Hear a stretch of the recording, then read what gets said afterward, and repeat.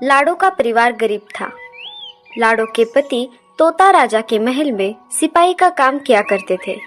लाडो भी अपने पति के साथ महल में साफ सफाई का काम किया करती थी।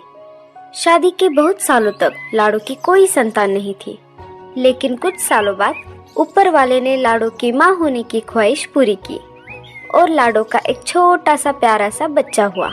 उसका नाम टीलू रखा था। लाडो टीलू से बहुत प्यार करती थी। जितना हो सके लाडो टीलू की हर ख्वाहिश पूरी करती थी। टीलू के पिताजी भी टीलू से बहुत प्यार करते थे।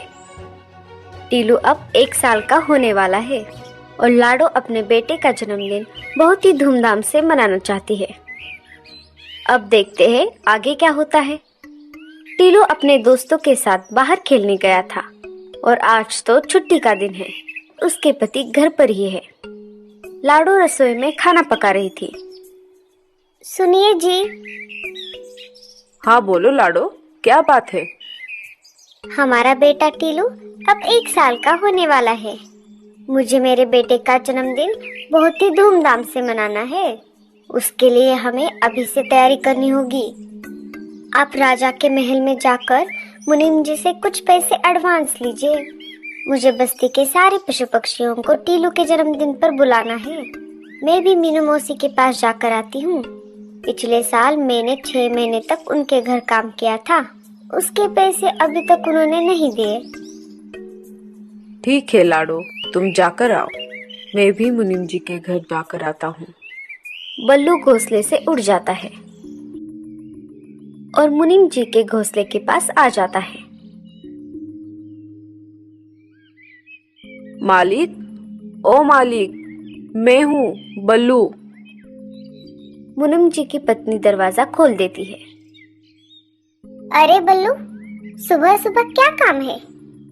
सप्ताह में एक तो छुट्टी मिलती है इन्हें, वो भी नसीब नहीं है। दिन रात उस राजा की ही सेवा में लगे रहते हैं। तभी अंदर से मुनीम जी आवाज लगाते हैं। अरे बल्लू, तुम बाहर क्यों खड़े हो? अंदर आ जाओ। बोलो, क्या काम है? मालिक, मेरे बेटे का पहला जन्मदिन आने वाला है और मुझे कुछ पैसों की जरूरत है। मैं उसी के बारे में बात करने आया था। ठीक है, पर वो सब बाद में।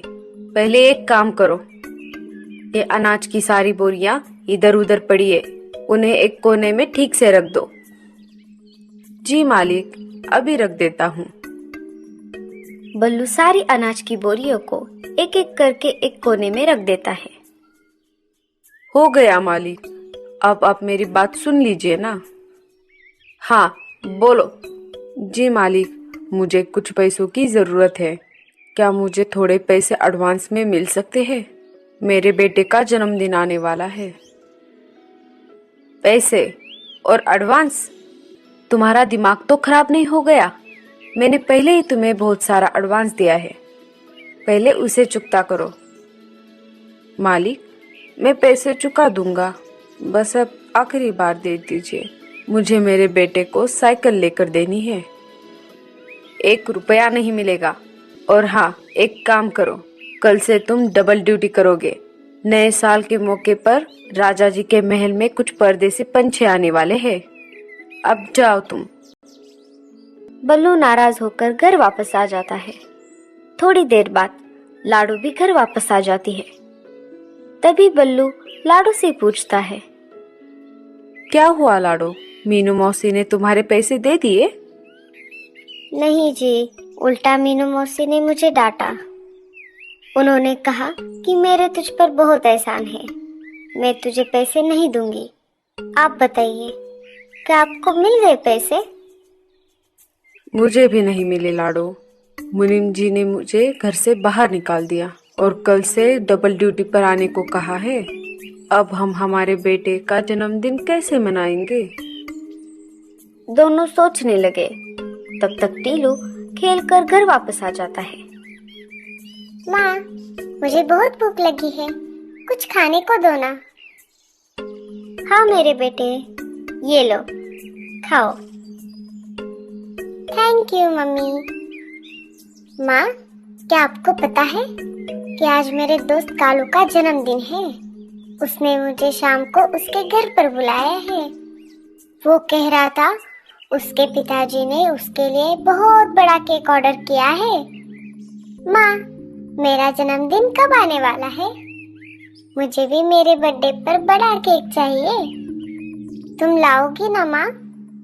हाँ मेरे बेटे, मैं तुम्हारे लिए जरूर केक लाऊंगी। टीलू बहुत खुश हो जाता है और खाना खाकर फिर से खेलने के लिए निकल जाता है। लाडो बल्लू से कहती है, सुनिए जी, आप एक काम करो, साहूकार के पास जाकर कुछ पैसे ब्याज पर लाओ। मैं भी आपके साथ डबल ड्यूटी करूंगी और हम साहूकार का कर्जा चुका देंगे। ठीक है लाडो, अब यही एक रास्ता है। बल्लू उड़कर साहूकार के पास चला जाता है और साहूकार से कुछ पैसे ब्याज पर लेकर आता है।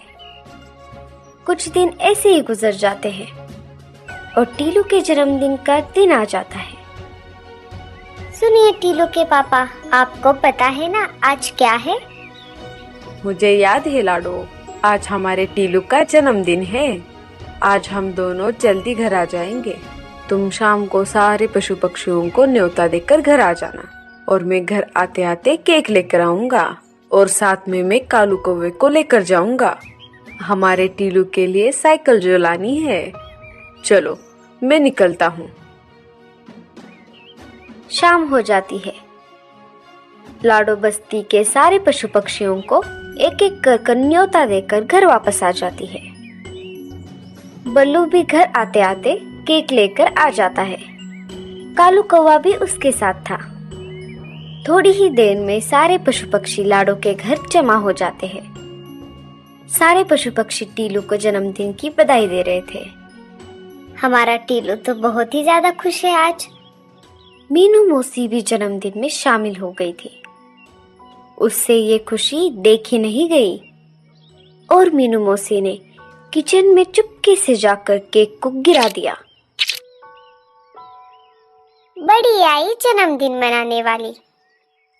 केक गिराकर मीनू मौसी फिर से पार्टी में शामिल हो गई। जैसे ही लाडो केक लाने किचन में आ गई, उसने देखा कि सारा केक तो जमीन पर बिखरा हुआ था। तभी वहां पर गूंगा मौसी धीरे धीरे आ जाती है। अरे लाडो, ये क्या हुआ?